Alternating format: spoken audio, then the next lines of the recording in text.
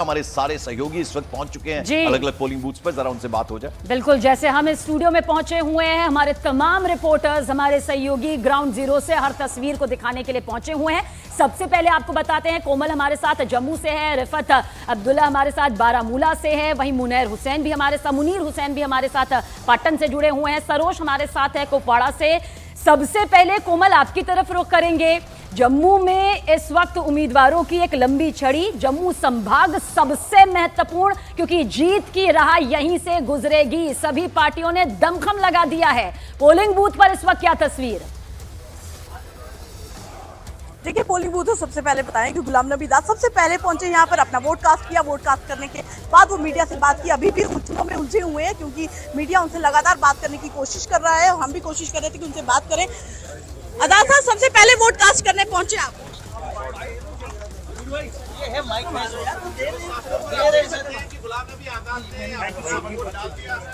आजाद साहब, 10 सीटें आपकी पार्टी से 10 सीटें। आप क्या कहेंगे? सर, 70 सालों की एक सेकंड सर सिंगल से एक सेकंड। चलिए कोमल से बात करते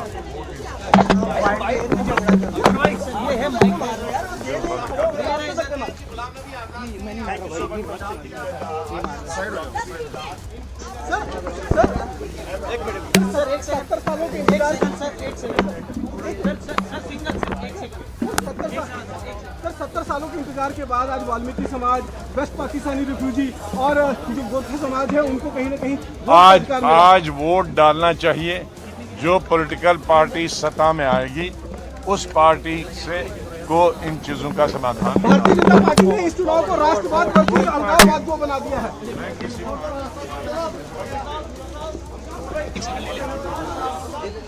तो आइए जरा अब रुख कर लेते हैं। गुलाम नबी आजाद पहुंचे हैं सुबह सुबह और वो भी कतार में खड़े हैं और जाहिर बात अपना वोट कास्ट करने के लिए पहुंचे। रिफत अब्दुल्ला इस वक्त बारामूला से हमारे साथ जुड़ रहे हैं। रिफत, देखिए, एक तो आपसे थोड़ा रश्क होता है मुझे, आप इतनी खूबसूरत जगह पर हैं और आज बताइए तीसरा चरण है, काफी निर्णायक ये रहने वाला। ये जो थर्ड राउंड है आखिरी है लेकिन बहुत इंपॉर्टेंट है, जरा तस्वीरें दिखाई। पंकज, आपने खूबसूरती की बात की, आपने मुझे मजबूर किया कि मैं कैमरा पर्सन से कहूं कि वहां की तरफ कैमरा मोड़े। ये खूबसूरती बहुत कम देखने को मिलेगी आपको दुनिया भर में, क्योंकि कश्मीर को धरती पे जन्नत कहा जाता है। और इसी खूबसूरती के बीच खूबसूरत कतार यहाँ पे वोटर्स की, और आप देख सकते हैं लंबी कतार में लोग हैं जो सुबह से ही यहाँ पे आए हैं वोट देने के लिए। 6:15 बजे ही यहाँ पे कतार में लोग थे और अपने वोट का इस्तेमाल करना चाहते हैं। और उसे आप अंदाज़ा लगा सकते हैं कितना उत्साह है, क्योंकि 10 साल के बाद असेंबली इलेक्शंस के लिए वोट डालेंगे लोग, इसलिए ये सुबह सवेरे आए हैं और अपना वोट देने के लिए आए हैं पंकज। और हालांकि हम कुछ लोगों से बात करने की भी कोशिश करेंगे। ये आप देख सकते हैं न सिर्फ मर्द बल्कि महिलाएं भी यहाँ पे आई हैं वोट देने के लिए। आपसे मैं जानना चाहूँगा, क्या हैं बुनियादी मुद्दे जिनको लेके लोग वोट देने के लिए आए हैं? बुनियादी मुद्दे पानी, सड़क, बिजली, वो बुनियादी मसले हैं जिनको लेके लोग वोट देना चाहते हैं। जी जी जी। तो यहाँ पे भी आज विकास की बात लोग कर रहे हैं, सड़क, पानी, बिजली, और आप देख सकते हैं सुरक्षा के भी सख्त इंतजाम यहाँ पे किए गए हैं। न सिर्फ जैसा मैंने कहा मर्द बल्कि महिलाएं भी यहाँ पे हैं जो वोट देने के लिए आई हैं। बुजुर्ग महिलाएं भी हैं जो यहाँ पे सुबह से ही वोट देने के लिए आए हैं। जहाँ तक आपने खूबसूरती की बात की, मैं खूबसूरत इलाके में ज़रूर हूँ, लेकिन जिस तरीके से यहाँ पे लोग वोट देने के लिए आए हैं उससे लगता है कि वोटिंग की परसेंटेज बहुत बढ़ सकती है। चूँकि श्रीनगर में दूसरे फेज़ में कम परसेंटेज रही थी पोलिंग की, लेकिन आज यह समझा जा रहा है कि शायद पोलिंग के रिकॉर्ड भी टूट सकते हैं, क्योंकि नॉर्थ कश्मीर में काफी उत्साह है, मुकाबला भी सख्त है। बड़े चेहरे मैदान में, सज्जाद लोन मैदान में है, चौधरी रमजान, मीर सैफुल्लाह, इंजीनियर रशीद के भाई और भी काफी बड़े चेहरे हैं। और पट्टन एरिया में इमरान रजा अंसारी मैदान में है, काफ़ी सारे फॉर्मर मिनिस्टर्स मैदान में हैं। गुलमर्ग कॉन्स्टिट्यूंसी में गुलाम हसन मीर जो फॉर्मर मिनिस्टर रहे हैं वो भी मैदान में हैं। और नेशनल कॉन्फ्रेंस, PDP, आज़ाद उम्मीदवार और बीजेपी, बहुत सारे कैंडिडेट्स हैं जिनकी किस्मत का फैसला आज लोग सुनाएंगे। जैसा कि आपको मालूम है कि 29 लाख के करीब वोटर्स हैं जो अपने मत का इस्तेमाल आज कर सकते हैं। तो ऐसे में लगता यही है कि परसेंटेज बहुत ज़्यादा रहेगी, क्योंकि इन कतारों से आप खूब अंदाज़ा लगा सकते हैं कि कितना उत्साह है वोटिंग का और कितने बेताब हैं लोग अपना वोट देने के लिए। हालांकि आजकल खेती बाड़ी का सीज़न है, उसके बावजूद भी लोग आ रहे हैं अपना वोट देने के लिए।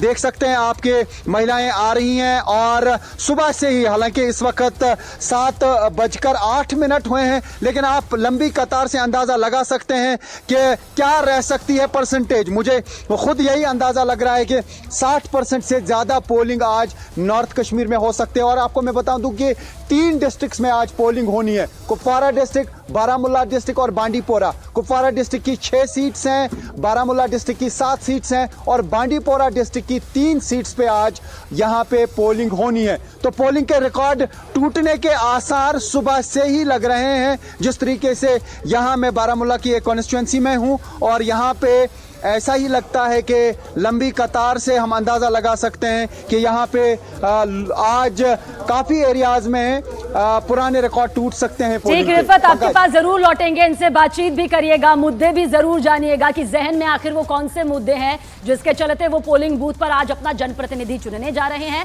पट्टन विधानसभा का भी जिक्र कर लेते हैं, हाई प्रोफाइल सीट है, कड़ा मुकाबला है और हमारे सहयोगी मुनीर हुसैन वहां मौजूद है। मुनीर, बारामूला की 7 विधानसभा सीटों में से ये एक सीट है। जनता क्या बढ़ चढ़कर 7:09 हो गई है, क्या कतारें नजर आ रही है, क्या तस्वीर नजर आ रही है, जोश से लबरेज ये तस्वीरें नजर आ रही हैं क्या?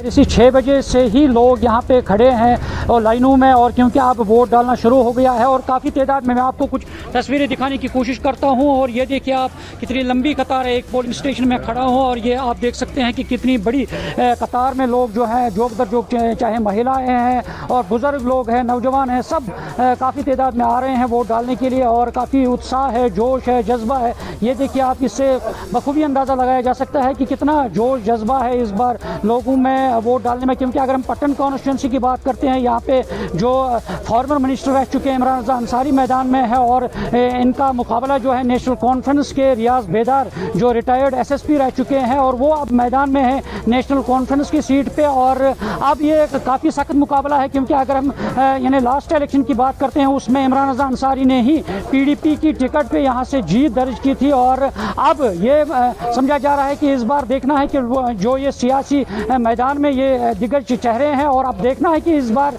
जो लोग हैं, ये आप देख सकते हैं कि किस तरह बुजुर्ग महिला भी वोट डाल के आई हैं। और ये देखिए आप, क्योंकि मुद्दे भी रह चुके हैं लोगों के सामने, अब चाहे बिजली हो, पानी हो। क्योंकि अगर हम यहाँ कश्मीर की बात करते हैं, गुज़श्ता कई माह से यहाँ बिजली फीस का सबसे बड़ा मुद्दा रह चुका है और लोग बेहाल हो चुके हैं। और इसके साथ साथ जो बिल्कुल, तो सुबह से ही लोगों में खासा उत्साह नजर आ रहा है। आज तीसरा और आखिरी राउंड है, जम्मू कश्मीर में चुनाव हो रहे हैं और जैसा कि हम आपको बता रहे हैं 370 धारा हटने के बाद, लगभग 10 साल के बाद जम्मू कश्मीर की जो आवाम है उनके लिए ये लोकतंत्र का महापर्व आया है और उसमें बड़े ही अच्छे तरीके से अभी तक दोनों राउंड में वोटिंग हुई है और आज तीसरा और आखिरी राउंड है। लेकिन जैसा कि हम आपको बता रहे हैं, ये काफी निर्णायक साबित होने वाला है। सरोज कफील कुपवाड़ा से हमारे साथ। सरोज, यहां एनसी और PDP के बीच में तगड़ा मुकाबला है। पूर्व मंत्री हैं एनसी में, पूर्व मंत्री रह चुके हैं, वो चुनाव लड़ रहे हैं। आप बताइए किस तरह की भीड़ आ रही है वोट करने के लिए लोगों की?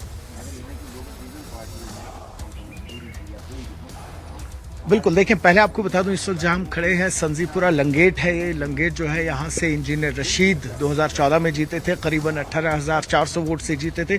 बात कर ले तो सुबह से ही यहाँ पे कतारें लगी हुई थी। पोलिंग स्टाफ के पहुँचने से पहले ही लोगों में इतना उत्साह था कि वो पहले ही यहाँ पहुँच चुके थे। जैसे अभी हमारे सहयोगी रिफत भी कह रहे थे कि हालांकि मौसम जो है इस वक्त यहाँ काफी ठंडा है, शुरुआत हो चुकी है, सुबह से ही थोड़ा हवाएं चल रही है, पहाड़ों के बीचों बीच पोलिंग स्टेशन है यहाँ पे। बिल्कुल, यहाँ पे कुछ लोग हैं, उनसे बात भी करेंगे। नाम बताइए अपना। हाजी गुलाम दीन वानी। अच्छा वानी साहब, ये बताइए इस बार जो वोट डाल रहे हैं किन मुद्दों पे वोट डाल रहे हैं? बस ये पड़ोसी हमारा है। अच्छा, तो कोई इश्यूज हैं आपके, कौन से मुद्दे हैं आपके जिन पे आप वोट डालेंगे इस बार? ये तो हमें वोट डालने का हक है, हमें वोट डालना। बिल्कुल आप कहा कि। अच्छा आप बताएं, नाम बताएं आप अपना। नज़ीर साहब, ये बताइए किस तरीके के यहाँ पे हमने देखा 2014 में इंजीनियर रशीद जो है वो जीत के आए थे, इस बार माहौल कैसा है यहाँ? बहुत बढ़िया माहौल है सर। अच्छा ये बताएं, अगर हम लंगेट की बात करें पर्टिकुलरली, किस तरीके के इश्यूज हैं यहाँ पे, लोग वोट करने क्यों आ रहे हैं? इसलिए कर रहे हैं कि डेवलपमेंट हो जाएगा, काम हो जाएंगे, अच्छा, हालात बढ़िया हो जाएंगे, इसलिए वोट बहुत बढ़िया।